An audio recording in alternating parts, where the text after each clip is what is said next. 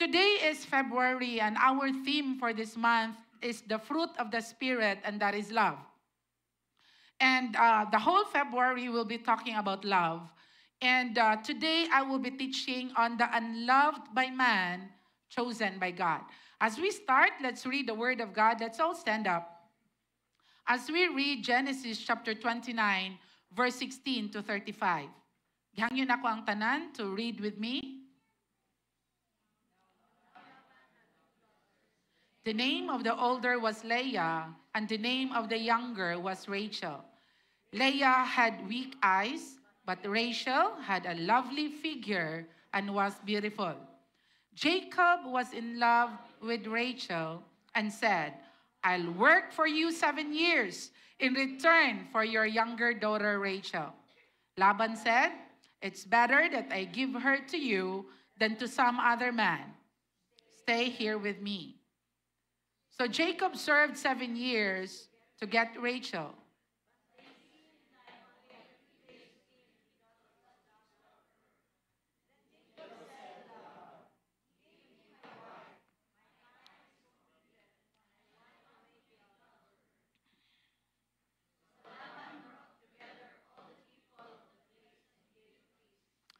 But when evening came, he took his daughter Leah and brought her to Jacob. And Jacob made love to her. And Laban gave his servant Zilpah to his daughter as her attendant. When the morning came, there was Leah. So Jacob said to Laban, what is this you have done to me? I served you for Rachel, didn't I? Why have you deceived me? Laban replied, to give the younger daughter in marriage before the older one. Finish this daughter's bridal week, then we will give you the younger one also, in return for another 7 years of work. And Jacob did so.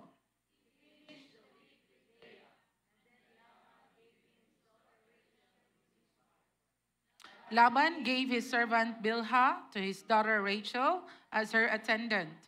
Jacob made love to Rachel, and his love for Rachel was greater than his love for Leah. When the Lord saw that Leah was not loved, he enabled her to conceive, but Rachel remained childless. Leah became pregnant and gave birth to a son. She named him Reuben, for she said, it is because the Lord has seen my misery.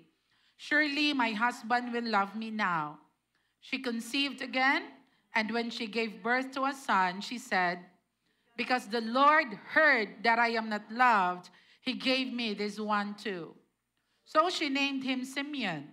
Again she conceived, and when she gave birth to a son, she said, now at last my husband will become attached to me, because I have borne him 3 sons.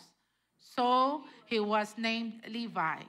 She conceived again, and when she gave birth to a son, she said, this time I will praise the Lord.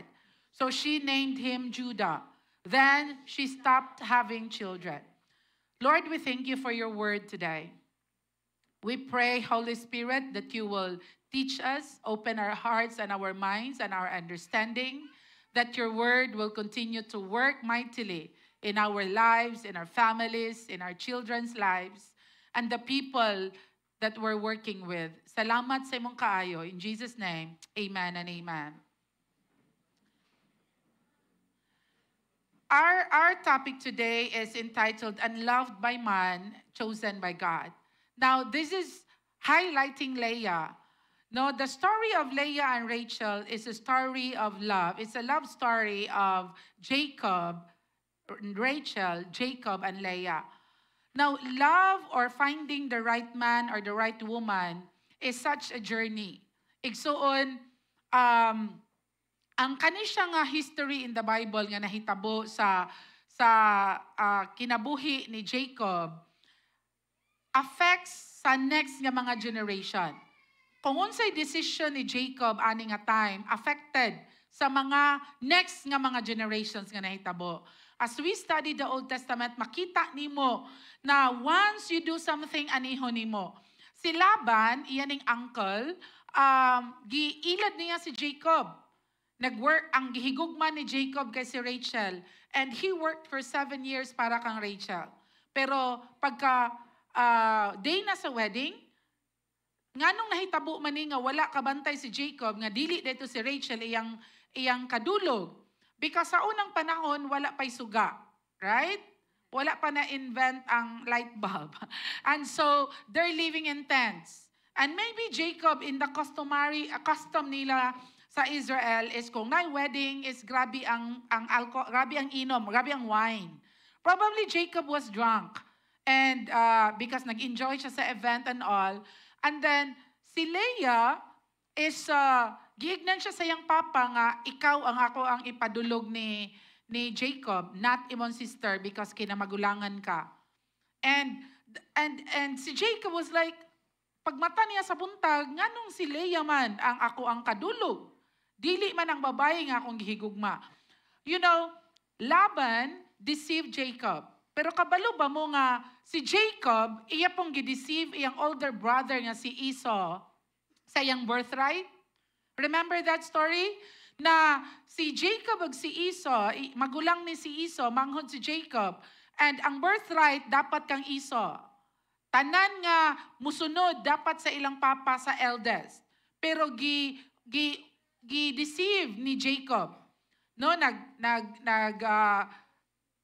first sa pagkaon, nagluto siya, gigutom iyang kuya.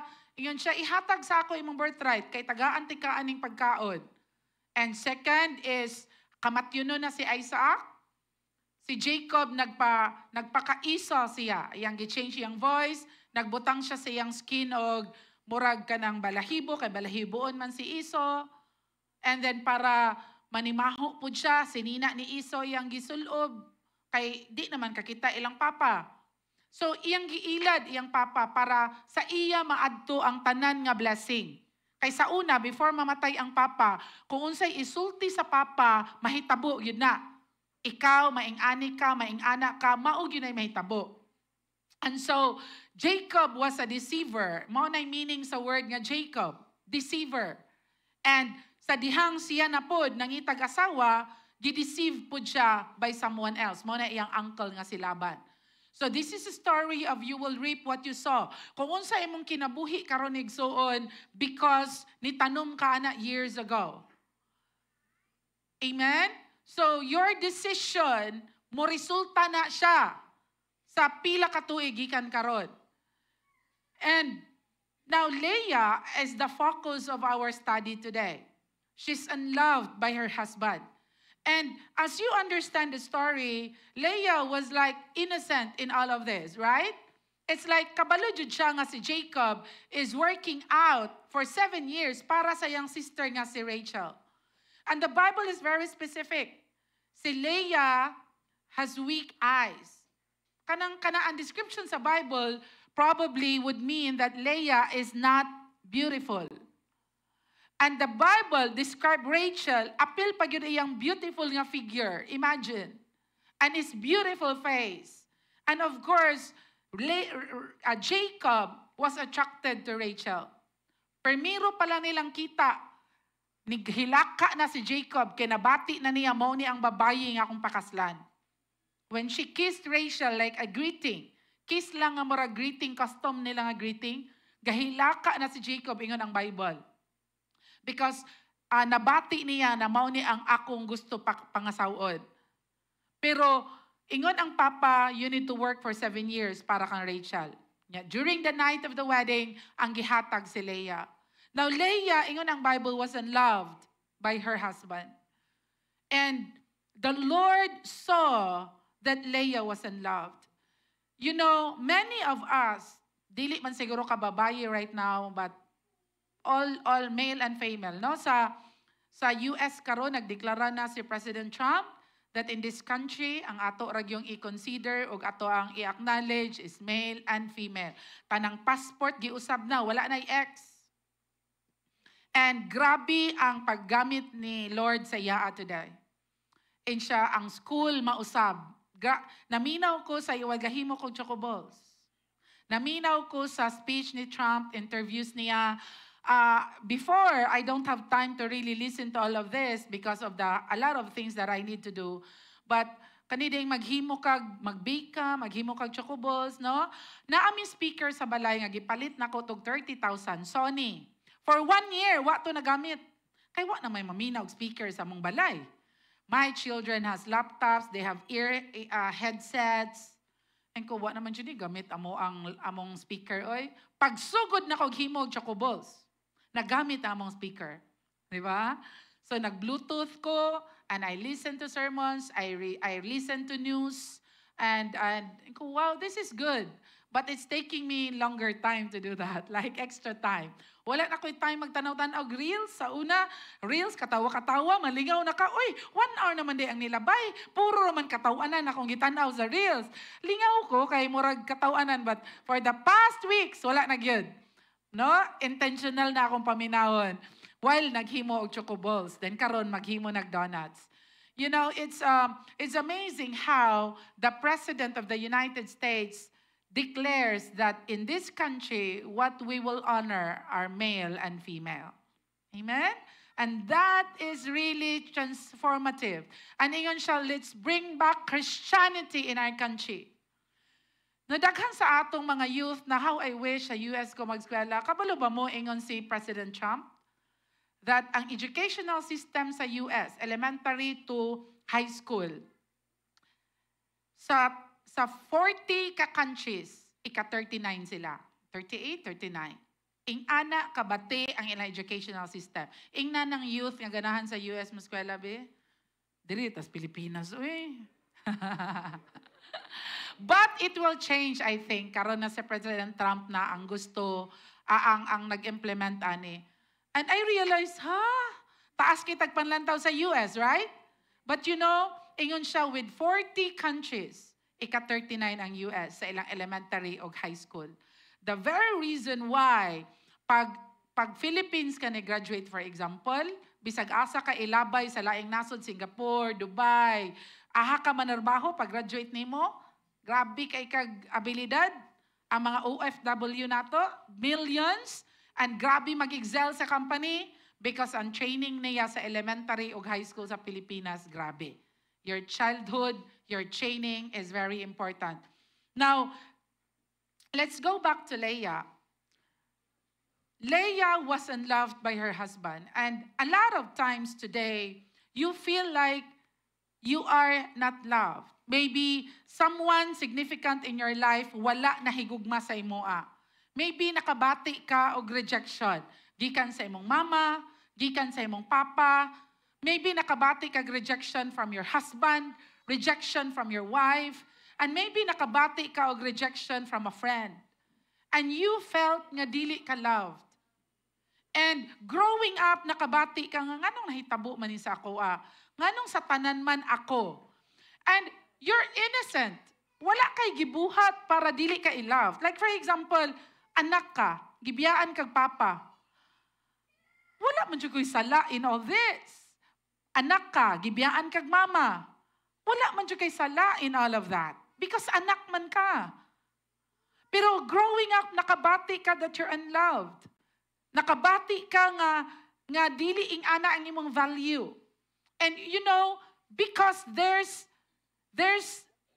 truth is, we're living in a world that is so unfair. We're living in a broken world since Adam and Eve sinned. We're living in a world where you will be hurt. Even if wala kay gibuhat. Leah was innocent in all of this. Because si Leah igsuon, wala man ningon ang Bible na naibog siyang Jacob. Wala. Wala po ningon ang Bible nga nag-flirt siya kang Jacob. Wala.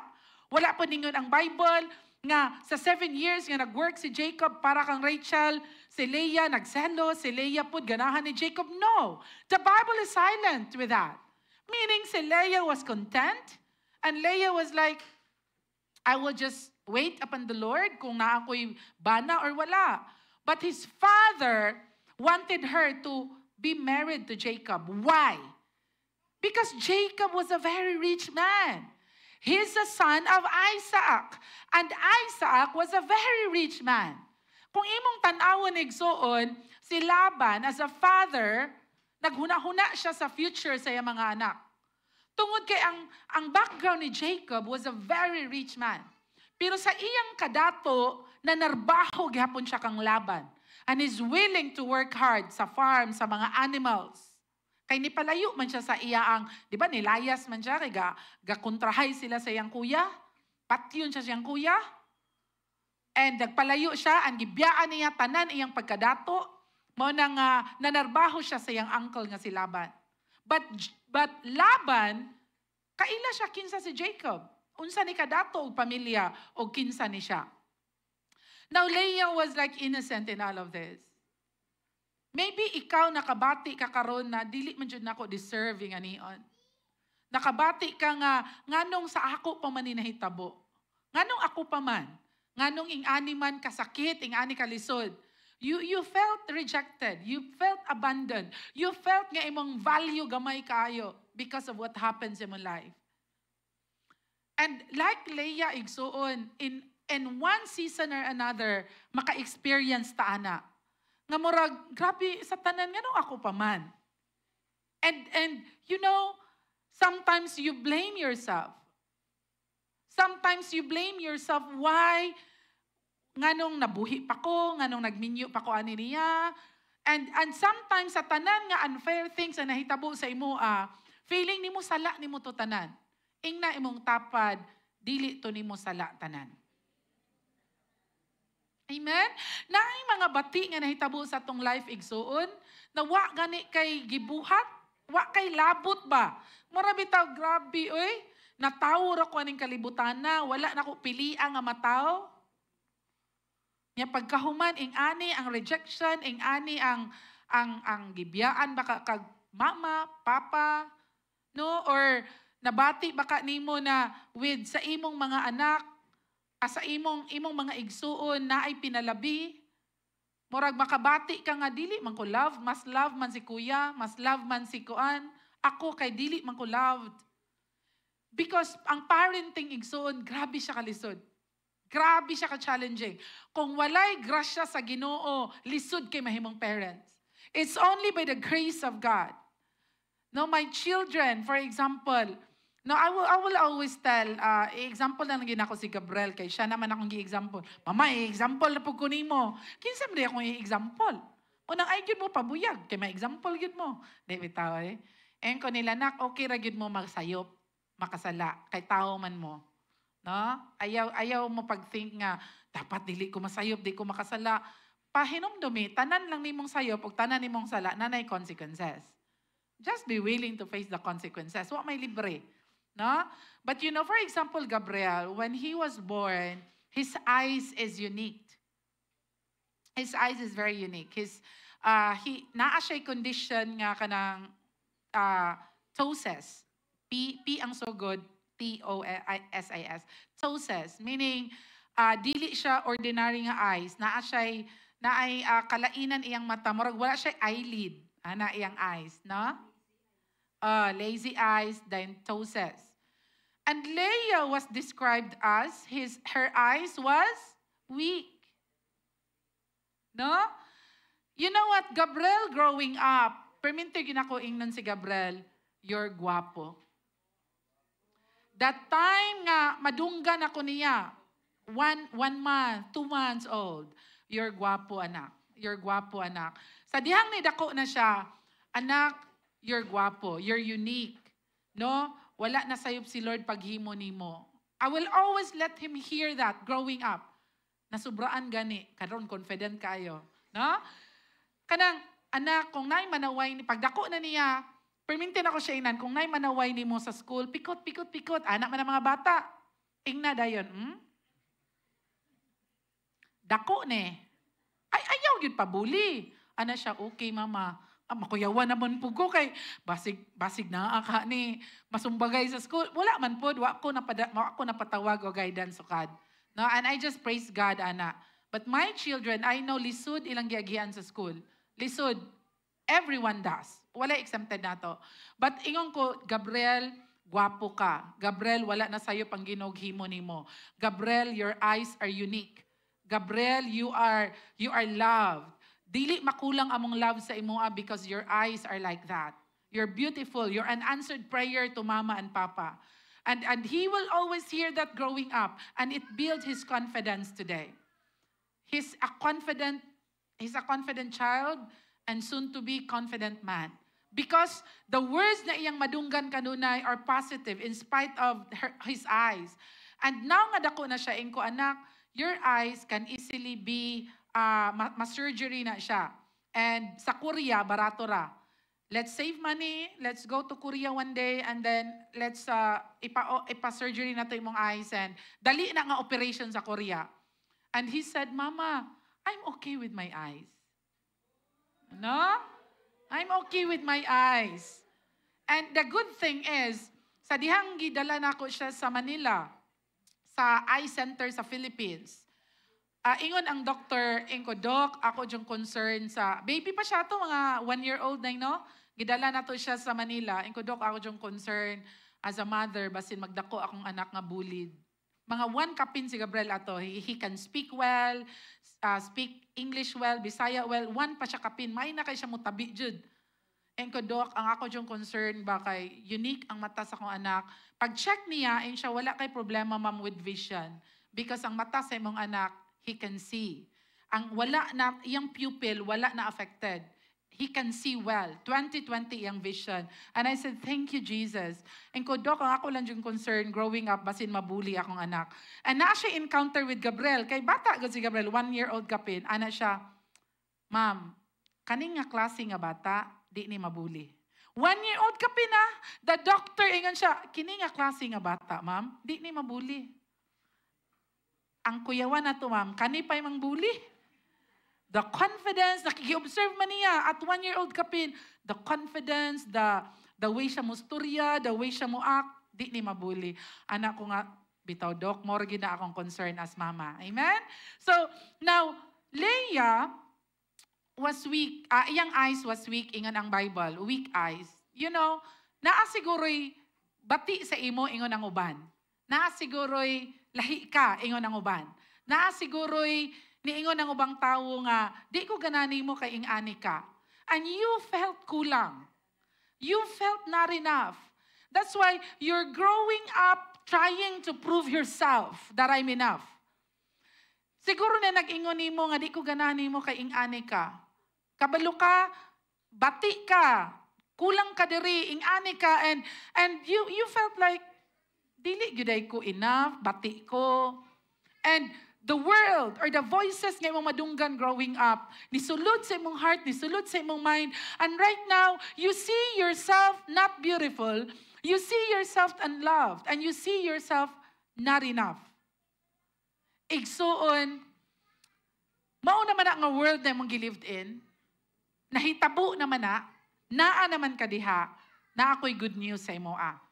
Ingon ang Bible, the Lord saw that Leah was not loved.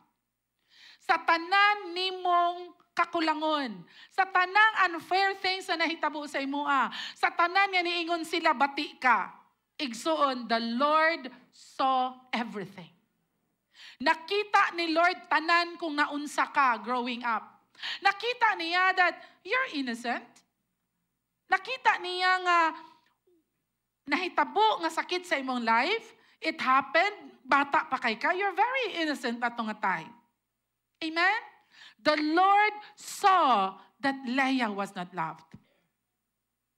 Igsoon, sa tanan nga bati nga imong giagian growing up, tanan nakita na ni Lord. And the Lord blessed Leah with children. But Rachel, iyang womb was closed. Amen? Ang womb ni Rachel ani nga time was closed. And si Leah, paspas kay nanganak. Paspas kay nanganak. Duhagod sila kabuk asawa. And kabalo ba mo sa story, sa history gudani, pag si Leah pag si Rachel na naasawa na ni Jacob, si Leah dili na niya padtuon, si Jacob dili na padtuon ni Rachel kang Leah. Di na niya ipadulog kang Leah. Gusto ni Rachel si Jacob nara sa iyaa. Pero kabalo ba mo, isa lang kadulog ni Jacob kang Rachel, bata. Isa lang, bata. Naa kang Rachel si Jacob, pero wala sila anak. Si Leah usahay, ragyod kaayo niya mauban iyang bana. Sa unang panahon, allowed niya, karon wa na gyud magkinasuhay na gyud tagduha ka buka tong asawa ni. Amen? Nalisang naman ganing Facebook kang Andy o kang Filmar. Oh, di ba? Walay best friend nga babaye, basta minyo na ka. Ingna na imong bana pagpuyo.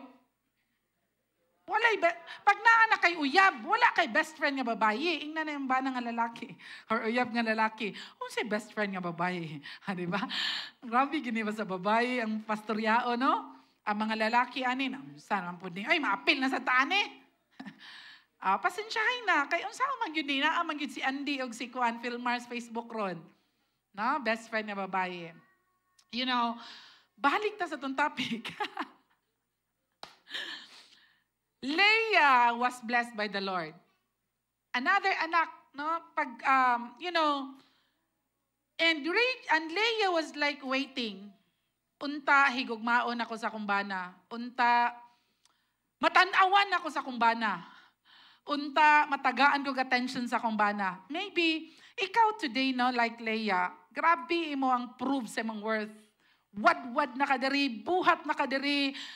Grabe, wala gyapon ninyo nakita ang worth nako. No? Ana imong ma-feel ba? Gibuhat na nako tanan. Pero still ipabati sa imuan na dili ka enough, you're not seen, dili ka important, and you're hurting gihapon because you did what you can, you're productive, you're fruitful, pero still wala gyud nimo nabati that you're loved. And igsuon, sometimes makaingon ka nga nung ingani man ang pamilya nga akong gidakan. But you know that God is a sovereign God. God's sovereignty will always stay and stand in spite of the unfair things that happen to you. God is sovereign. Remember this, that your worth is not defined by others' love. Igsuon, pahulay na sa pagpaningkamot para i-prove imong self ngadto sa uban. Maybe sige kag tinarong para naa kay maayo nga friend, para i-friend ka, and it seemed like di nila makita imong value. Your worth is not defined by the love of others. Your worth is defined by the love of God. The Bible says that you're an apple in God's eye. The Bible says that you're a treasure diha sa Ginoo. The Bible says that He loves you so much and He has a purpose for your life. Ayaw pagsigig paningkamot para lang ma-earn ang love sa uban. Just be confident kung kinsa ka. Just love the Lord and you will attract real people nga madawat ka o mahigugma ka kung kinsa ka. Ingna imong tapad, gikapoy na kay kagnaong, undang na og sigig paningkamot. Sigig paningkamot para higugmaon.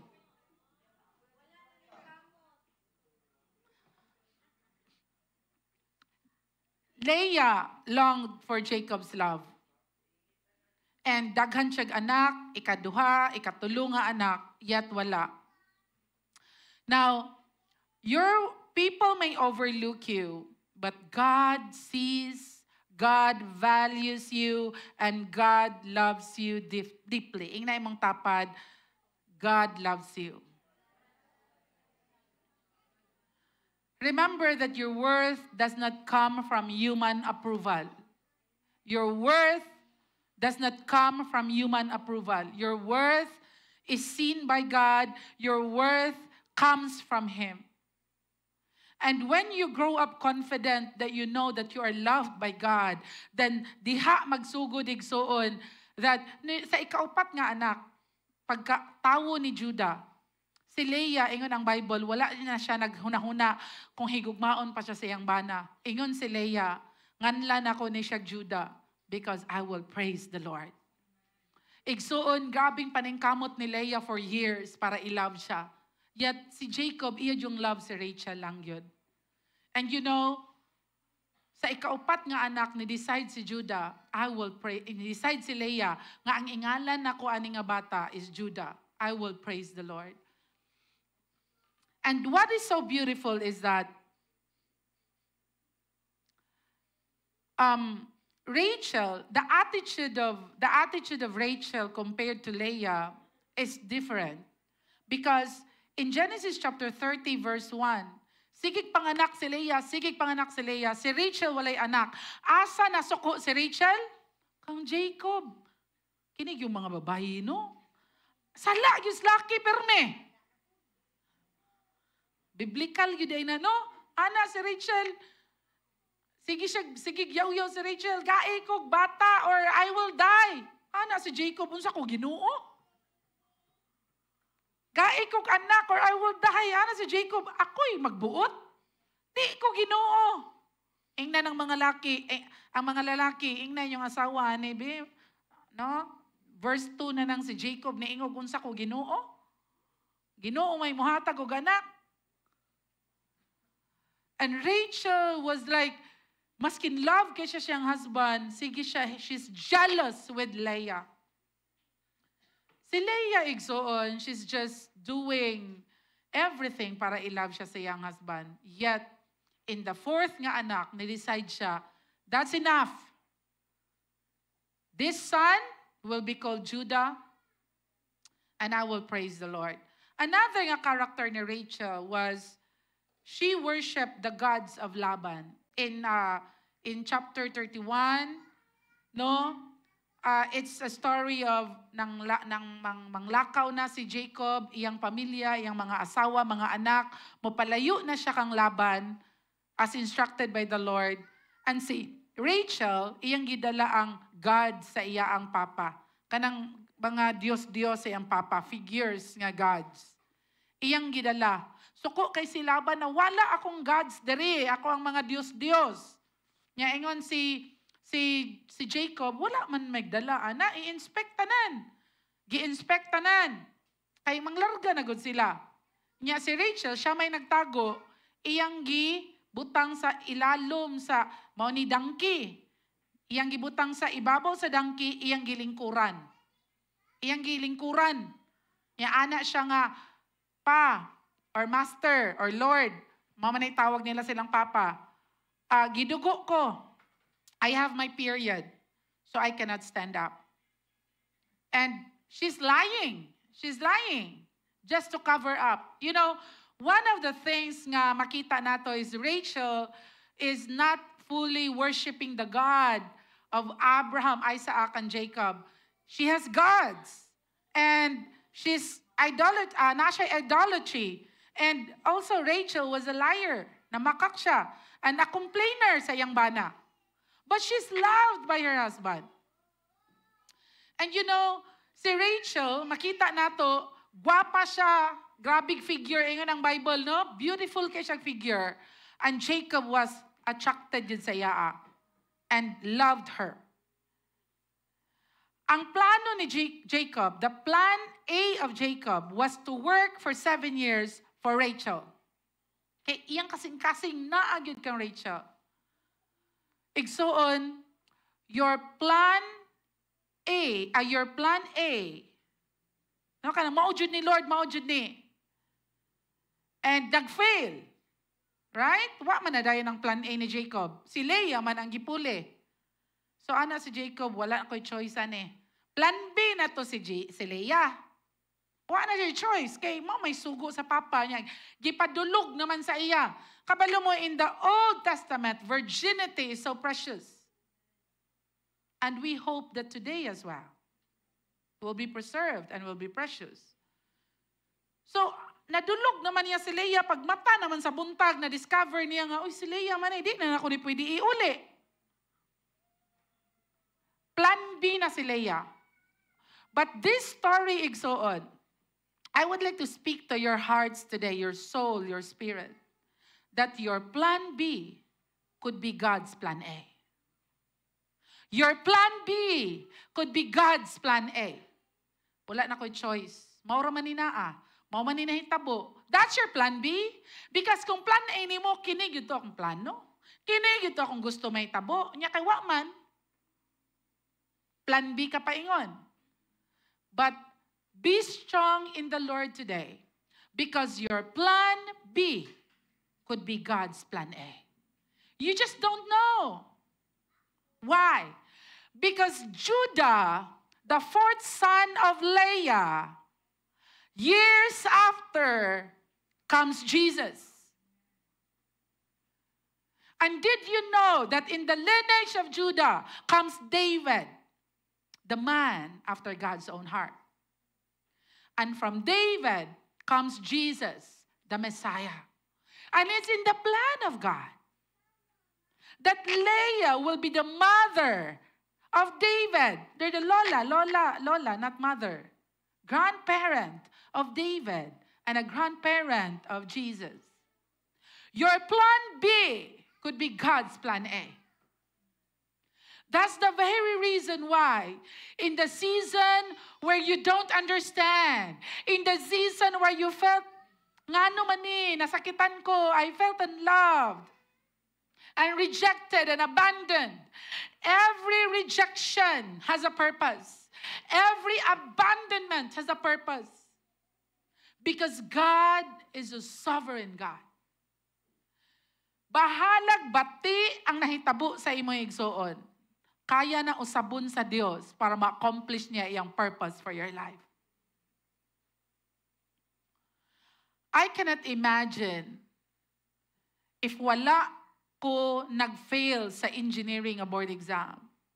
I failed the engineering board exam. Kabalo mo, out sa amo tanan nga ni graduate sa College of Engineering, sa ECE, in IIT, out sa amo tanan, ako ray nabagsak igsuon. Tiyaw mo nagsuko kaya mong professor?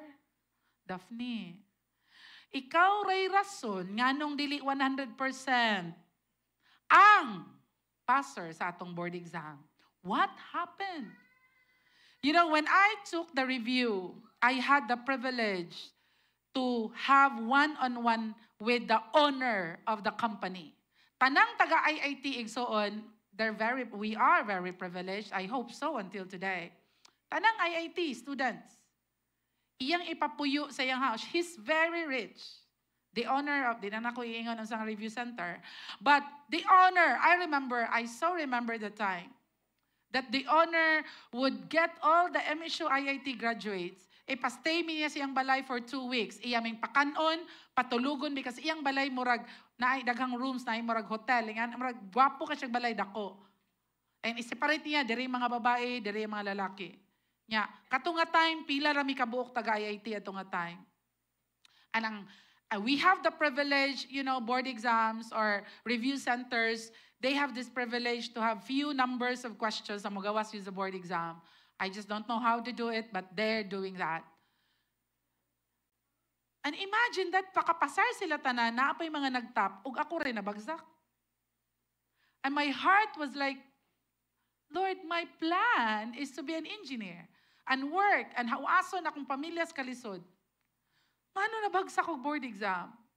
So akong plan B is, I seek the Lord, and ko, Lord, dili man jud ko maayo sa field sa engineering. I'm really not good at it. Nag-engineering ko, kay niuban ko ni Eileen, the sister of Johannes. Bright man jud kay to siya math. Uban-uban magyud ko niya. And ko, this is not what I am good at. Igo ra ko ni graduate, I am not excelling. Lord, para asa gyuday ko. And I try to seek the Lord para asa ko. And then from one job to another, and then I realized I am called to be a pastor. And I thank God nga naminyo ko sa kumbana who is able to provide me na pwede ko dili magtrabaho because He can afford. And that changed my life. I cannot imagine kung wala ko ni, kung nakapasar siguro ko, no? I think it would be hard or be very late ay ako nagpastor. Your plan B could be God's plan A. Amen? Ing na imong tapad nga na-discourage, laban lang. Naay plano si Lord. Naay plano si Lord. Si Laban, uncle ni Kuan.